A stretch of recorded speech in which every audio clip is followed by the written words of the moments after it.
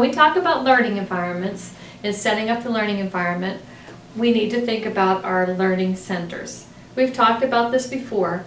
We know that we have a science and nature learning center, a block center, a housekeeping center, a manipulatives, which is like teddy bear counters and puzzles and things like that. We have sand and water. We have art. We have music and movement. We have a comfy area. We have a private area. So we have all these different areas within our classroom, and they have to be grouped a certain way. You're going to be making a floor plan of your room.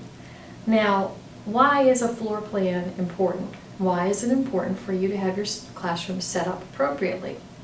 Well, one of the reasons is when you set up your room appropriately, it helps children to know where their boundaries are.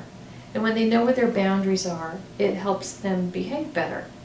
If you think about a classroom, think about a 2-year-old in a room, and their blocks are over here, and something else is over here, and their books are here, and everything is around the edges of the room, and the center has a nice big space for them to play. What do you think is good or what is bad about that space?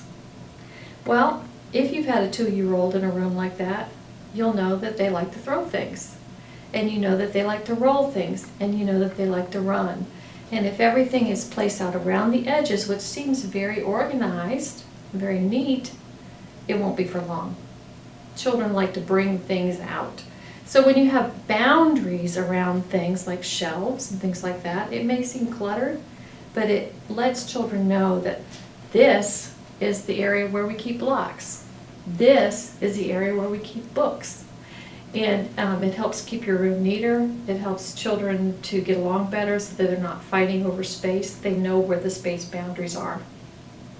Now, when you're setting up your room, you have to set up your room according to the ADA specifications. That means if you look at your doorway, it will be 3 feet wide.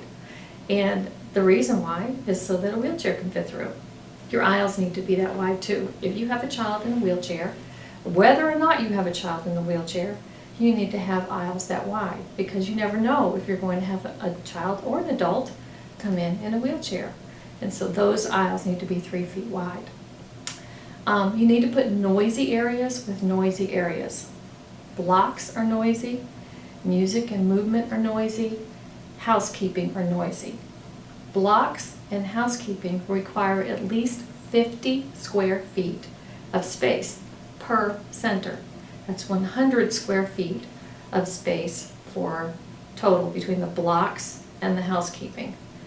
Those things need to be away from the door because they're messy, and if the door opens, people will trip. And they need to be together because they're noisy. And they need to be as far away from possible as they can from the quiet area, which would be the cozy area, comfy area, where a child goes when they want to just kind of relax. And they need to be away from the book area or the literacy area. Those need to be the opposite end of the room. You also need to think about bathrooms and sinks. If you have a bathroom in your room that opens up into your room, you need to have 2 sinks in your room. One of them is for toileting, so wash your hands in this sink after toileting. The other one is for washing your hands for lunch and washing your hands after you play in the sand and water and after you play in the art area. That brings me to the next section.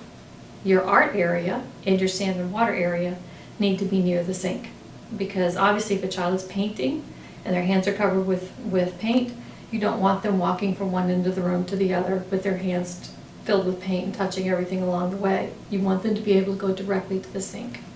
So it's important to have the art and the sand and water area. And believe it or not, when the children are playing in water, they have to wash their hands before they go into the sand and water area and after they come out, because that water can get contaminated. So those areas need to be opposite and in appropriate places. The other areas that are like science and nature probably is best near a window, because you would be using sunlight for different growing type things. Manipulatives can go anywhere. Music and movement should be more near the noisy area. So think about noisy versus not noisy, messy versus not messy, and where those things need to go. You can also read about it in your textbook.